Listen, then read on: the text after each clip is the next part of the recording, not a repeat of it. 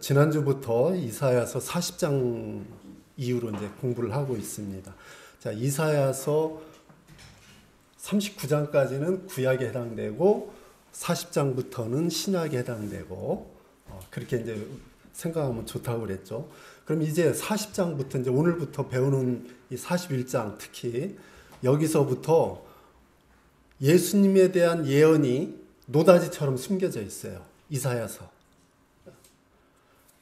그래서 파고 파면은 노다지가 여기도 나오고 저기도 나오고 하듯이 본격적으로 예수님에 대한 이야기가 이 이사야서 이제 40장, 41장 이렇게 쭉 나옵니다. 자, 오늘은 종으로서 오신 그 예수님에 대해서 보겠습니다. 우선 그 이사야는 세 종류의 종에 대해서 이야기를 하고 있어요. 먼저는 이스라엘, 그 다음에 두 번째는 고레스, 그 다음에 세 번째는 예수님에 대해서 이야기하고 있습니다. 첫 번째, 일요일 소지입니다. 나의 종 이스라엘. 나의 종 이스라엘. 이스라엘이 종이면 무슨 역할을 해야 돼요? 하나님의 종이면. 어떤 역할이요? 섬기는 역할. 그렇죠. 당연하죠. 종은 섬기는 역할을 하니까. 참 신기한 게 노아 홍수 같은 그렇게 큰 일을 당하고 났으면은 사람들이 하나님을 잊지를 말아야 되는데 얼마 가지 않아서 벌써 하나님을 망각을 했어요. 그래서 시작한 게 뭐였어요? 하나님을 망각한 사람들이 뭘 짓기 시작을 했어요? 바벨탑을 지었어요. 이해가 안 가는 일이죠.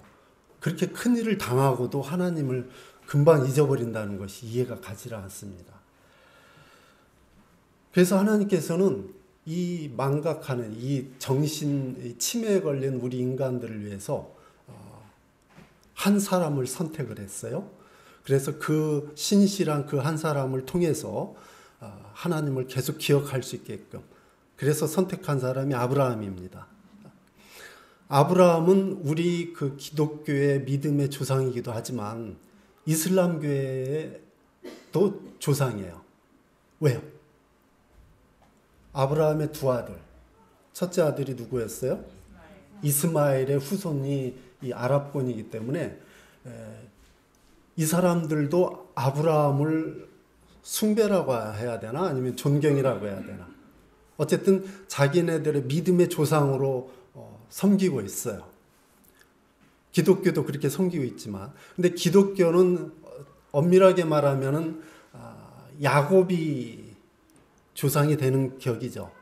야곱의 12지파를 통해서 이스라엘이 이제 그 형성이 됐고, 그러니까 기독교가 아니라 이스라엘의 진정한 이제 아버지는 이제 야곱이 이제 되는 겁니다. 근데 창세기 25장에 보면은 이스마엘이 이룬 부족이 몇 부족이 나오냐면은 12부족이 나와요. 이스마엘도 12부족을 가지고 그 아랍권의 조상이 됐어요. 야곱도 12부족의 아버지가 됐잖아요. 그러니까 사단은 보면 하나님이 하는 것을 다 따라해요. 근데 그 따라하는 것이 비슷하게 따라하지만은 그 이제 손상백 장로님 하신 말씀 중에 그게 있어요.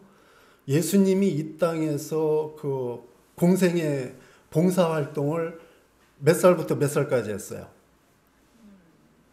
예수님이 공생애를 시작한 나이가 유대인들은 몇 살부터 랍비 자격을 얻는다고 그랬어요? 30살. 30살. 그래서 예수님이 30살부터 시작을 해서 3년 반 동안 공생애를 하셨죠. 3년 반이 달수로 몇 달이에요? 얼른 계산하세요. 아니요, 3년 반. 3년이면 36개월. 그 다음에 반년이면 42개월이죠. 근데 다니엘서에 42개월이 많이 나오죠. 42개월이 날수로 예언상 며칠이에요? 42개월. 1260일. 1260일, 42달, 다니엘서에 계속 나오잖아요. 예수님이 42달, 1260일 동안 공생애를 하시고 올라가셨어요. 그리고 사단한테 너도 그럼 1260년 동안 한번 네 마음대로 해봐라 해서 1260년을 주셨어요. 다니엘서 우리 2300주야 공부할 때 나오잖아요. 예수님은 1260일 동안 세계를 이렇게 바꾸셨는데 사단은 1260일이 아니라 1260년 동안 세상을 줘봤지만 어떻게 바꿨어요? 이 세상을 더. 그러니까 하나님이 해보라고 해도 사단은 그런 존재예요. 비슷하게 어떻게 쓰든지 비슷하게 하나님을 흉내 내보려고 하지만은 결국은 이 사단은 하나님 부처님 손바닥 안에 그것처럼 성경에서 가장 장엄한 약속 중 하나를 이스라엘에게 주셨는데 그게 뭐냐면 두려워하지 말라. 내가 너와 함께함이라. 놀라지 말라. 나는 네 하나님이 됨이라. 내가 너를 굳세게 하리라. 참으로 너를 도와주리라. 참으로 나의 의로운 오른손으로 너를 붙들리라. 41장에 나오는 말씀입니다. 가장 큰 약속 중에 하나죠. 이것이. 걱정하지 말아라. 그 당시 이스라엘은 지금 이 이사야가 활동하던 이 시대 이스라엘은 얼마나 암울한 시대였어요. 신앙적으로도 많이 다운되어 있었고 끊임없는 외침이 있었고 그 다음에 이 나라의 운명이 풍전등화와 같은 그러한 시대였단 말이에요. 백성들은 하나님을 잊고서 그 아하스 왕은 그 북쪽 이스라엘을 무너뜨린 아수리의 신을 가져다가 성전에다 세워놓지 않나. 참 그런 때였단 말이에요. 그런데도 하나님께서는 내가 나의 의로운 오른손으로 너를 붙들리라는 이런 약속을 하고 계셔요.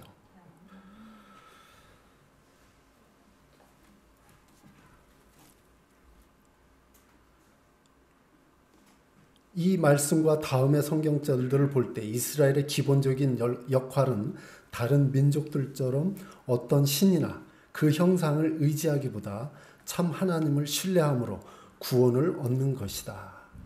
먼저 이스라엘이 구원을 받아야 되죠. 그리고 나서 그 다른 세계, 하나님을 알지 못하는 세계에 하나님을 전하는 것이 이들의 사명이었어요.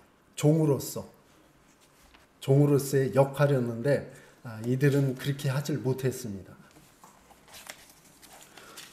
수요일 소지 먼저 볼게요. 화요일 소지 먼저 볼게요. 월요일 소지는 이따 보고.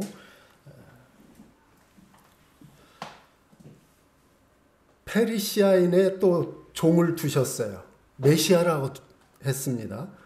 여기는 누구에 대해서 나와요? 고레스. 지난주 배웠죠. 이 고레스에 대해서 이사야가 몇 년 전에 예언해 놨다고 그랬어요? 이래서 우리는 자꾸 배워야 돼. 자꾸 반복을 해야 돼요. 그 어린애들은 뭐 중학생까지만 하더라도 머리가 좋아서 한 번만 들어도 다 이해를 하는데 이제 다 외우는데 이제 우리 같은 늙은이들은 여러 번 들어야 돼. 자, 남방 유다가 바벨론에 잡혀가서 몇 년 동안 종사를 해요.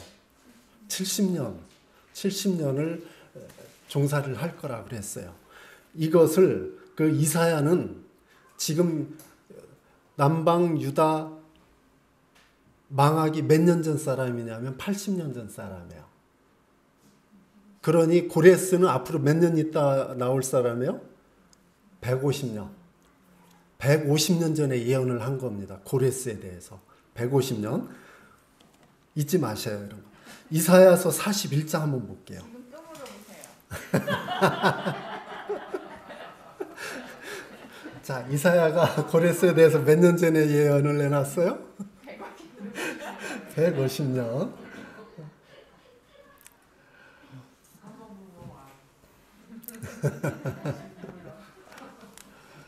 왜 이걸 알아야 되냐면 하나님이 이런 분이라는 거예요. 이렇게 세상 미래를 알고 그 예언을 해 놓으신다는 분이에요. 자, 이거 이사야 41장 21절에 보면 이사야 41장 21절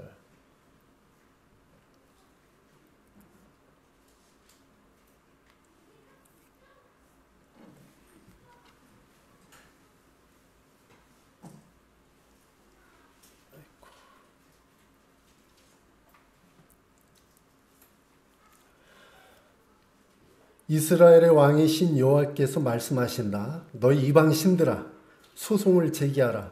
자, 덤벼라 이거예요. 너희 우상들아 할 말이 있으면 말해보아라. 22절 너희는 앞으로 일어날 일을 예언하여 그것이 언제 일어날 것인지 우리가 알 수 있도록 하며 또 과거에 있었던 일도 설명해 보아라. 너희가 만일 신이라면 장래 일을 말하고 좋은 일이든 나쁜 일이든 우리가 깜짝 놀랄 만한 일을 해보아라. 그러나 너희는 아무것도 아니며 너희 일도 무가치하고 너희를 섬기는 자들은 다 더러운 자들이다. 자, 하나님이 세상 모든 신들에게 도전장을 내밀으세요. 니네가 만약 신이라면 미래에 대해서 한번 얘기해봐라 이거예요. 앞으로 일어날 일에 대해서 한번 얘기해봐라. 그리고 그것이 니네가 말한 대로 이루어지는지 안 이루어지는지 한번 두고 보자는 거예요. 사람이 태어나면 하나님이 보낸 천사 하나와 사단이 보낸 천사 하나, 천사 둘이서 평생 나를 따라다녀요. 그래서 하나님이 보낸 천사는 나를 보호해주는 역할을 하죠. 나를 어떻게 쓰는지 하나님께로 인도하는 그러한 역할을 맡고 있습니다. 사단은 어때요? 대신에 어떻게 쓰든지 나를 쓰러뜨리려고. 그래서 이 사단에 보낸 이 천사는 나에 대해서 내가 나를 아는 것보다 더 잘 알아요. 나는 까마득하게 잃어버린 옛날의 나를 사단은 다 알고 있기 때문에 내가 어떤 사람인지 나보다 더 잘 알아요.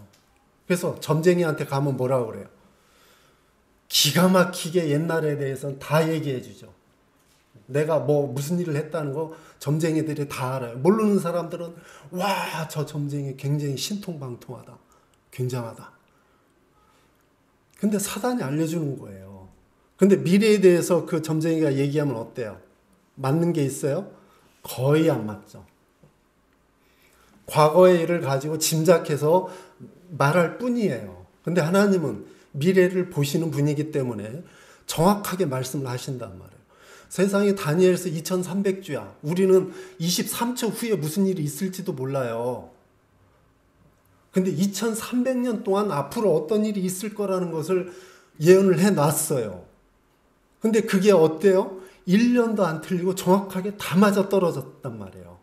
근데 사람들은 이거에 대해서 놀래질 않아. 이상하게. 근데 노스트라다무스라는 그 프랑스 어떤 그 정신 나간 의사가 예언을 해놨죠.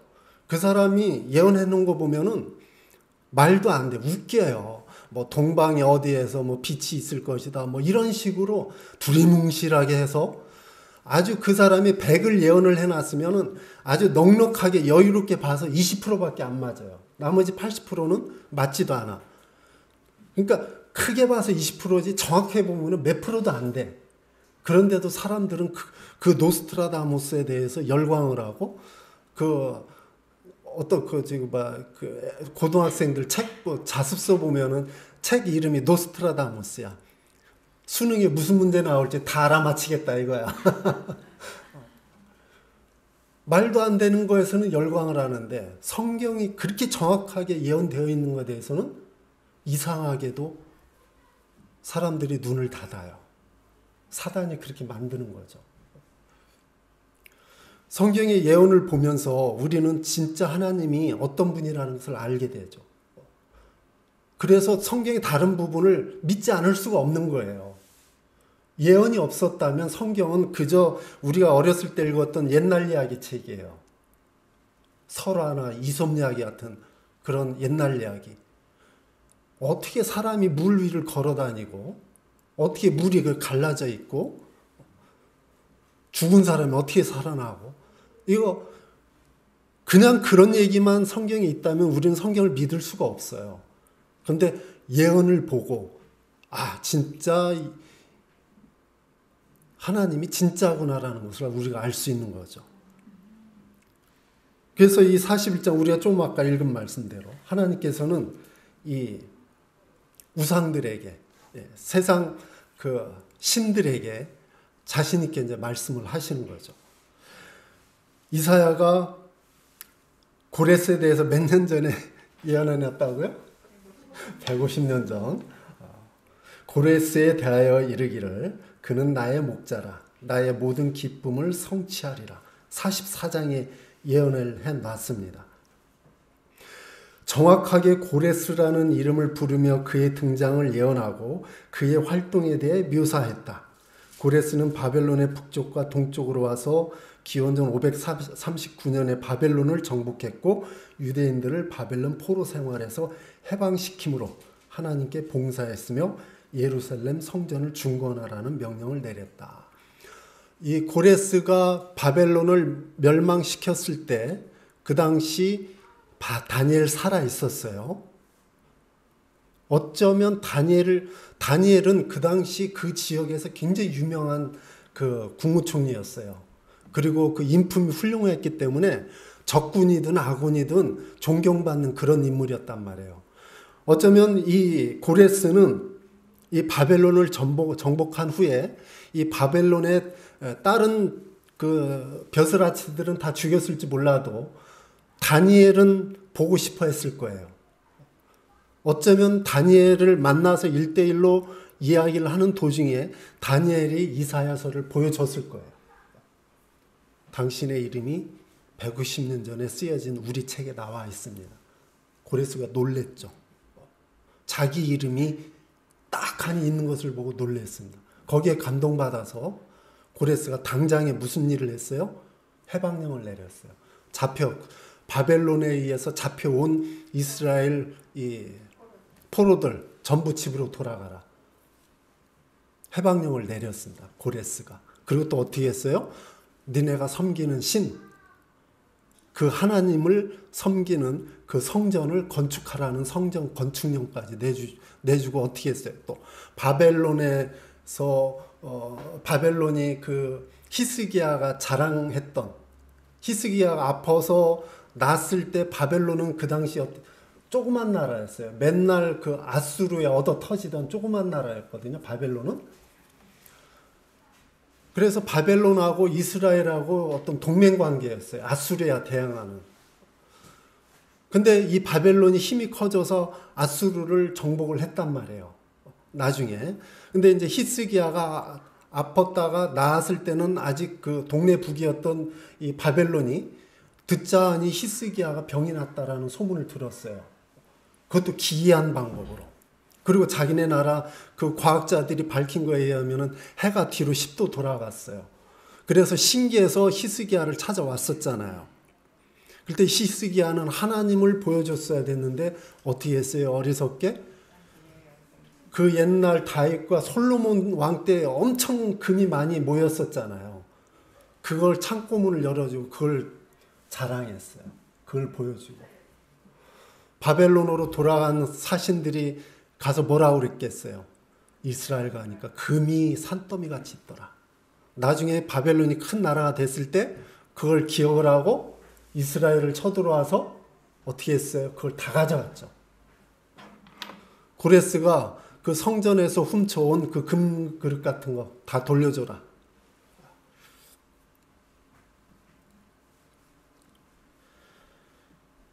이사야의 관점에서 고레스는 하나님의 그분의 백성을 구원하라고 보내신 미래의 왕이었다.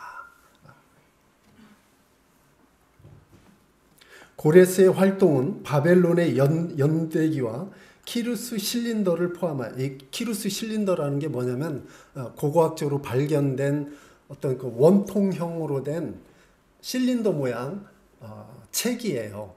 빙 돌아가면서 이제 글자가 쓰여져 있는데 거기에 이제 고레스 왕의 어떤 그 업적이라든가 치적 같은 것이 이제 기록되어 있는 것이 이제 발견되었어요. 그것이 이제 키루스의 실린더라고 그러는데 아주 유명한 고고학 그 물건입니다. 여기에 여러 고대 문헌들과 성경을 통해 충분히 입증되었기 때문에 이 바벨론의 그 고레스의 역할이 이 예언의 정확성은 아무도 반박하기가 어렵다. 성경에만 나와 있다면 이 일이 반박을 하겠지만 역사적으로 증명이 된 일이기 때문에 아무도 이제 반박을 하지 못하는 겁니다. 참 선지자들은 미래를 아시는 하나님께 정확한 계시를 받는다. 그리고 그러한 계시는 하나님이 보내신 선지자들을 신뢰하는 자들의 믿음을 견고하게 한다.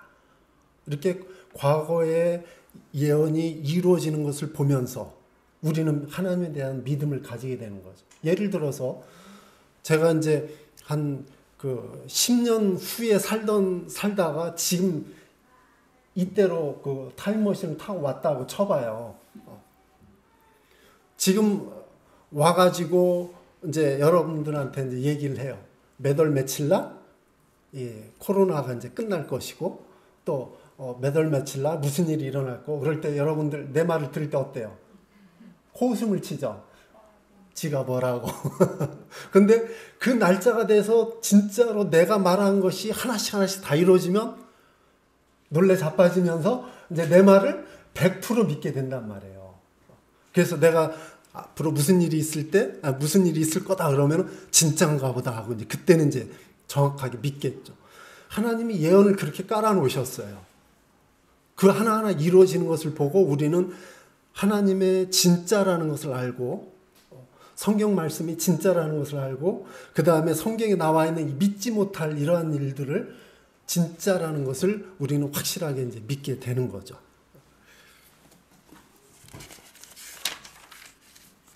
월요일 소지로 다시 앞으로 가서 이름이 밝혀지지 않은 종에 대해서 또 예언을 해놨습니다.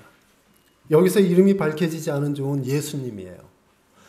구약의 예수님에 대한 예언이 거의 대충해서 7, 80개 되는데 그 중에서 정확하게 아주 확실하게 예수님에 대한 예언은 48개입니다. 구약에서. 근데 그 예수님이 이 48개 예언을 정확하게 다 이루셨어요. 이게 확률적으로 따져서 어느 정도 확률이냐면 내가 동전을 딱 던져서 하나를 던져서 앞면이 나올까요? 뒷면이 나올까 할 때 확률을 뭐라고 그래요? 반반이라고 그러죠. 2분의 1이란 말이에요. 근데 동전 2개를 던져서 2개 다 앞에 나올 확률은 몇이에요? 2분의 1 곱하기 2분의 1에서 4분의 1이에요. 확률은. 2분의 1 더하기가 아니라 곱하기예요. 그 다음 동전 3개를 이제 던졌을 때 확률을 계산할 때는 2분의 1 곱하기 2분의 1 곱하기 2분의 1 곱하기 그래서 8분의 1 확률 이렇게 돼요. 그러니까 이 확률 계산할 때는 더하기가 아니라 곱하기로 나갑니다. 2의 배승으로 나가요. 그러니까 48개 확률이 48개 예언이 이루어질 확률은 쉽게 계산해서 2의 48승분의 1이라는 뜻이에요. 2를 48번 곱하면은 얼마만한 숫자가 나오는지 아셔요? 어마어마한 숫자 나옵니다. 조도 넘어요. 로또가 확률이 몇이라고 그래요? 850만 분의 1이에요. 이 얘기는 뭐냐면 로또 850만 장을 사면 그 중에 하나는 1등이라는 얘기예요. 로또가 850만 분의 1인데 예수님에 대한 이 확률은 몇백조 분의 1이에요. 어떤 게 확률이 더 높아요? 로또 사는 게 더 확률이 높아요. 그런데 이 구약에 이렇게 예수님에 대한 확률이 정확하게 예수님에게 다 맞아 떨어졌어요. 이 구약이 아니면은 예수님을 우리가 구분해 낼 수가 없어요. 자, 하나님이 내가 메시아를 보내주겠다 그 말만 했으면 언제 올지 어느 집안에서 태어날지 이런 것을 말을 안 해놨으면은 지금 우리나라에는 내가 재림 예수라고 주장하는 사람이 38명이에요. 예수님 시대에도 내가 메시아라고 주장하던 인간이 있었어요. 예수님 시대에도. 그래서 다른 사람들은 그 예수님이 활동을 시작하셨을 때 예수님도 또 그런 사람 중에 한 사람이구나라고 생각한 사람들이 많았어요. 지금 우리가 보기에는 왜 예수님을 못 알아봤을까 하지만은 내가 그 당시에 살았다 하더라도 쉬운 일이 아니에요. 그런 사람들이 많으니까. 그래서 하나님은 이 예수님에 대해서 정확하게 예언을 해 놓으신 겁니다. 그래서 이 48개 다 맞아떨어진 분이 진짜로 메시아예요. 혹시나 예수님이 살아 계실 동안에 예수님을 못 알아봤을지라도 예수님이 돌아가시고 난 다음에 이 48개를 비교해 보면서 그분이 진짜 예수님이었구나라는 것을 알기만 했어도 이스라엘은 구원을 받았을 거예요. 그런데 그 이스라엘은 끝끝내 거절을 했죠. 나중에 그 기회를 줬는데도 그 사도행적에 보면은 그 당시 제사장들이 굉장히 많죠. 수없이 많은 제사장들이 예수님의 부활 후, 예수님이 승천하신 후에 제자들의 전도를 듣고 성경 구약을 비교해 봐서 공부를 해가지고 깨닫고 많은 제사장들이 예수님의 제자가 됐다라고 이렇게 기록하고 있어요. 그렇게 나중에라도 돌아오면은 참 다행인데 많은 이스라엘 사람들이 예수님을 끝끝내 거절을 했단 말이에요. 그 예수님에 대한 그 예언 한번 대충으로 한번 볼게요.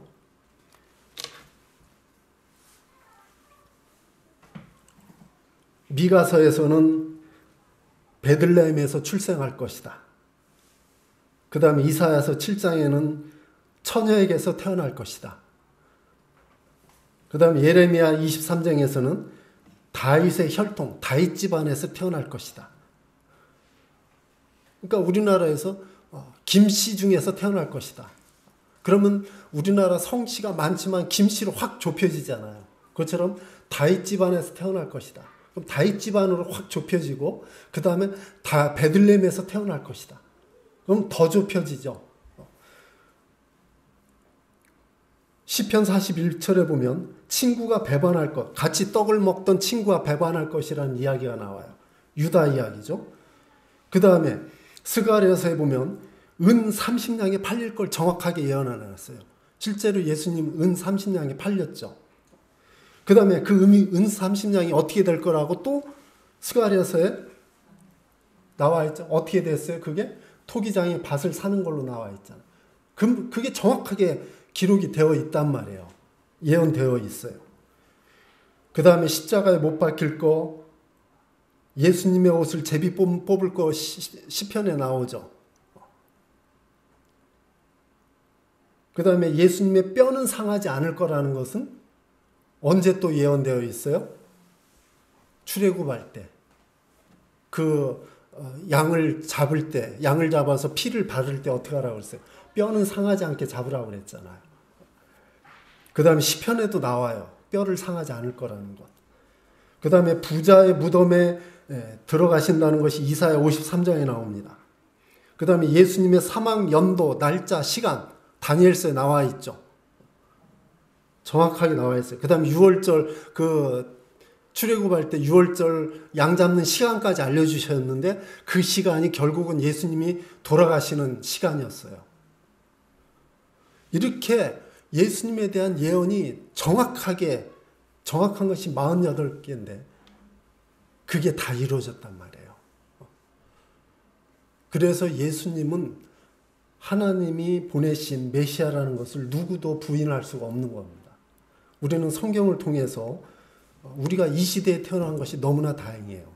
만약 예전에 이스라엘 시대에 태어났더라면 우리는 예수님을 못 알아보고 끝끝내 그 다른 이스라엘 사람들처럼 예수님을 부인하고 살다가 죽었을지도 몰라요.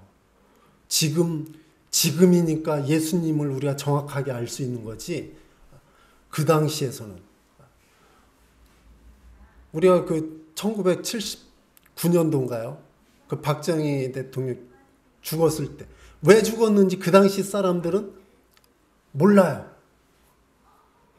그 다음에 전두환이가 12.12 사태 일으켰을 때 밤새 무슨 일이 있었는지 알 수가 없어. 지금도 제대로 이제 그 일이 밝혀지지 않고 있듯이. 그렇지만 지금 우리는 너무나 정확하게 예수님에 대해서 알고 있습니다. 그래서 우리는 신앙하기가 너무 좋아요. 그 옛날 이스라엘 사람에 비해서. 하나님이 왜 이렇게 예수님에 대해서 정확하게 알려주셨어요? 놓치지 말라는 거예요. 사단이 모조품을 계속 만들어내기 때문에 흔들리지 말라는 거예요. 근데 이 마지막 때에도 사단은 계속 모조품을 만들어내죠.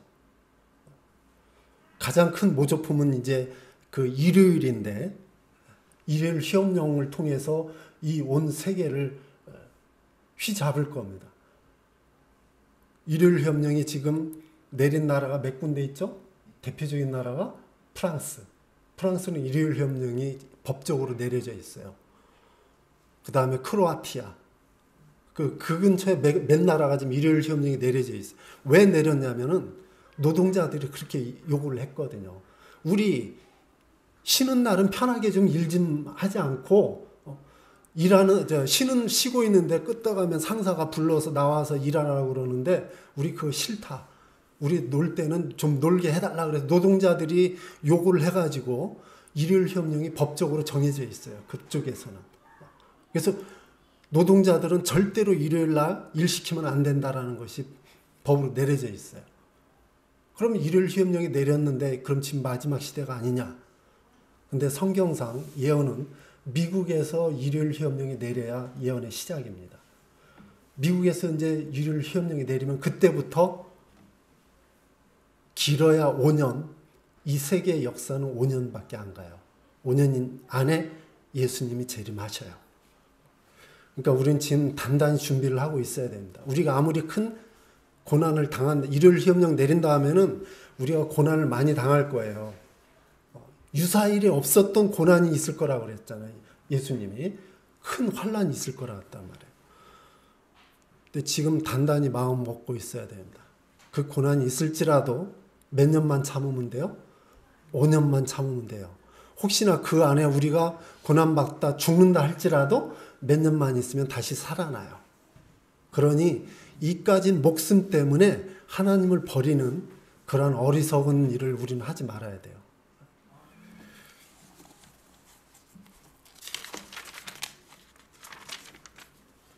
수요일 수요일 미리 주어진 소망. 비록 백성의 죄로 인해 유다는 무서운 재난에 직면했으나 그들 중에 어떤 이들은 소망을 포기하지 않았다. 왜요? 그들은 레위기 26장에 기록된 하나님의 약속을 붙잡았다. 한번 볼까요? 레위기 26장 10절. 레위기 26장 10절에 하나님이 어떤 약속을 하셨는지. 이 약속은 우리한테도 해당되는 약속입니다. 26장 40절부터 45절입니다.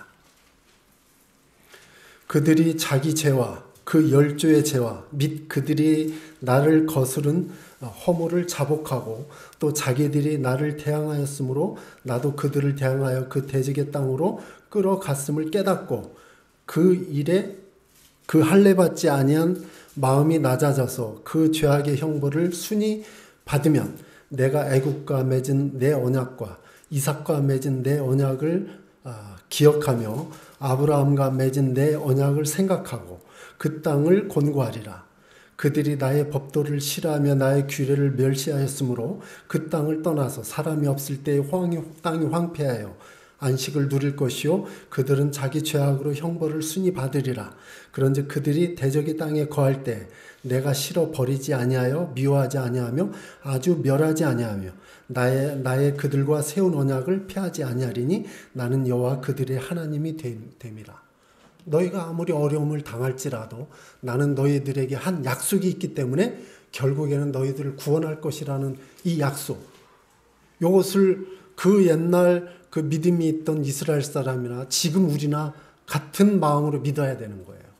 우리에게 어떤 어려움이 닥칠지라도 어려움이 있을지라도 참 암담하고 앞이 보이지 않을 때 있을지라도 하나님이 우리에게 한 약속이 뭐예요? 아브라함하고 한 약속, 야곱하고 한 약속.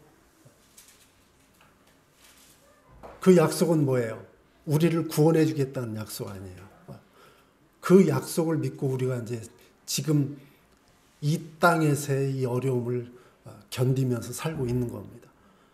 하나님이 하신 약속을 반드시 이룰 거라는 확신이 우리는 어떻게 알아요? 확신. 어떻게 확신해요? 하나님이 약속 안 지킬 수도 있잖아요. 어떻게 확신해요? 아브라함하고 약속하실 때 어떻게 했어요? 창세기에 보면은 아브라함한테 소를 잡아서 어떻게 하라고 그랬어요? 반을 잘라서 양옆으로 놓으라고 그랬죠. 그리고 나서 아브라함을 그 가운데 지나가라고 그랬어요. 그리고 하나님이 나중에 그 가운데를 지나가셨어요. 그러면서 맹세를 하죠. 아브라함한테. 이 얘기는 뭐예요? 내가 이 맹세를 어기면은 너나 내가 이 맹세를 어기면 이 쪼개진 이 소처럼 그렇게 될 거다. 우리가 그 무슨 약속할 때 뭐 걸고 약속하잖아요. 내가 이거 약속 안 지키면 너한테 10,000원 줄게. 돈을 걸고 하듯이 하나님은 이 목숨을 걸고 약속을 하는 거예요. 그 소 죽는 것처럼. 만약 약속을 지키지 못하면 이 소 죽은 것처럼 내가 죽겠다. 목숨을 내놓고 아브라함하고 약속을 하셨죠. 그 약속은 우리하고도 유효합니다. 우리를 구원하시다는 그 약속이에요. 암울한 시대에 주어진 이 약속입니다. 미리 주어진 소망. 이사야가 고레스의 이름까지 정확하게 예언한 사실 때문에 선지자들의 예언이 하나님께로부터 왔다는 것을 믿지 않는 사람들의 심기가 불편해졌다. 그들은 이에 대처하기 위해서 고레스, 이제 여기 쭉 읽어보면은 그 고레스는 나중에 이사야가 쓴 것이 아니라 나중에 고레스 지난 다음에 딴 사람이 쓴 책을 이사야에서 뒤에다 갖다 붙인 거야. 이제 그렇게 얘기를 한다는 얘기인데, 그러나 제2의 이사야가 존재했다는 역사적인 증거는 없다. 만일 존재했다면 그의 기별은 심오하고 의미심장하며 그의 문학적 예술성은 탁월하기 때문에 성경이 그에 관하여 언급하지 않을 리가 없다. 가장 오래된 성경 사본인 쿰란의 이사야서 두루마리에도 39장과 40장 사이에 새로운 저작을 암시하는 어떤 구분도 없다. 그 옛날 그 모세가 썼던 성경책 지금 남아있어요? 모세오경, 그 다음에 욥기서까지 다 6권을 썼잖아요. 근데 모세가 직접 기록한 그 책이 지금 남아있어요? 없어요. 다 사가서 사라졌죠. 대신 그 모세는 자기가 쓴 성경책을 어떻게 하라고 했냐면은 글씨 잘 쓰는 사람들 뽑아서 계속 복사하게 만들었죠. 계속 복사해서 그 백성들한테 나눠주고, 그 다음에 그러니까 그 서기관들의 역할이 그거예요. 그 사람들은 지금 같으면 복사기가 있고 인쇄기가 있어서 그냥 드르륵 만들어야 되지만은 그 옛날에는 글씨 잘 쓰는 사람들이 하루 종일 하는 게 성경 복사하는 일이었어요. 왜 그러냐면 그때는 이제 그 성경을 파피루스 같은 거, 그 다음에 양피지 같은 거에다 기록을 해놓으면은 이게 얼마 못 가거든요. 한지 같은 경우는 몇백 년도 가요. 그렇지만은 그 결국에는 뭐 1000년쯤 가면은 이제 부스러지잖아요. 그렇기 때문에 지금 성경은 그 옛날 모세가 쓴, 그다음 뭐 다니엘이 쓴 그런 성경은 남아있지 않고 그 복사본이 이제 쭉쭉 지금 내려져 오고 있는데, 지금 현존하는 성경책 중에서 가장 오래된 게 좀 아까 읽은 쿰란의 이사야서. 이게 뭐냐면은 그 1940 몇 년도에 그 목동이 그 양 잃어버려서 양이 어디 들어갔나 그 동굴에다 돌멩이를 딱 던졌는데 거기서 양 소리는 안 나고 뭐 독이 퍽 깨지는 소리가 들려서 들어가 보니까 독 속에 어떤 그 두루마리 책이 있었던 거죠. 그것을 헐값에 그 시장에다 내다 팔았어요. 근데 그것이 성경이라는 것을 알아본 서양의 어떤 학자에 의해서 그것이 이사야서라는 것이 밝혀졌어요. 아주 유명하죠. 그래서 2010년인가 그것이 우리나라에 와서 전시됐었어요. 그 용산 전쟁기념관 거기에 전시됐을 때 제가 가서 봤는데 그 빛을 보면은 그게 샀기 때문에 어두컴컴한 데다가 이렇게 전시를 해놨더라고요. 근데 그게 온전하지 않고 이렇게 찢어졌어요. 군데군데 상해져 있고. 이제 그것이 이제 가장 오래된 현존하는 이제 성경책입니다.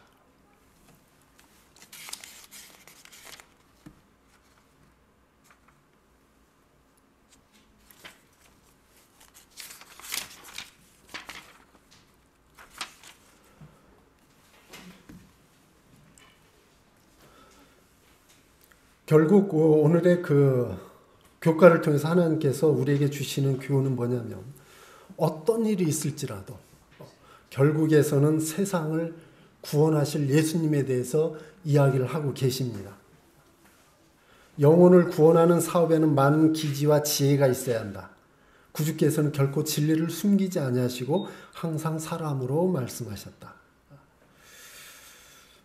주님께서는 각 사람을 보실 때 그들을 구원하여야 할 사명이 당신에게 있음을 아셨다. 하나님은 인류에 대한 깊은 사랑을 나타내 보이시고 그분의 목전에는 모든 영혼이 다 귀중하였다. 우리 하나하나 다 귀중하다. 저는 이제 저 혼자 가끔 실실 웃어요. 그럼 옆에서 왜 웃냐고 물어요? 제가 왜 웃을까요? 손자, 손녀가 하던 행동을 생각하면서 웃어요. 매일 만나지는 않지만 걔가 우리 집에 와서 했던 행동, 어떤 이쁜 짓 같은 거, 그 다음 맹랑한 짓 같은 거 생각하면 웃음이 막 저절로 나와요. 그것처럼 하나님은 나를 생각하면서 웃으신다고 스바냐서에 나오죠. 나를 생각하시면 웃음이 나오고 나를 보면은 노래가 나오고 좋아서 그런 하나님입니다. 그 하나님이 약속하셨어요. 반드시 너를 구원하여 하늘에 데려가겠다라고 약속을 하셨어요. 우리가 그 하나님의 약속을 믿고 이 이스라엘의 암울한 시기를 견뎠던 그 믿음의 조상들처럼 우리도 이 암울한 시기를 그 약속으로 버티고 있는 겁니다. 우리는 곧 하늘에 갈 사람들이에요. 자, 묵상으로 마치겠습니다.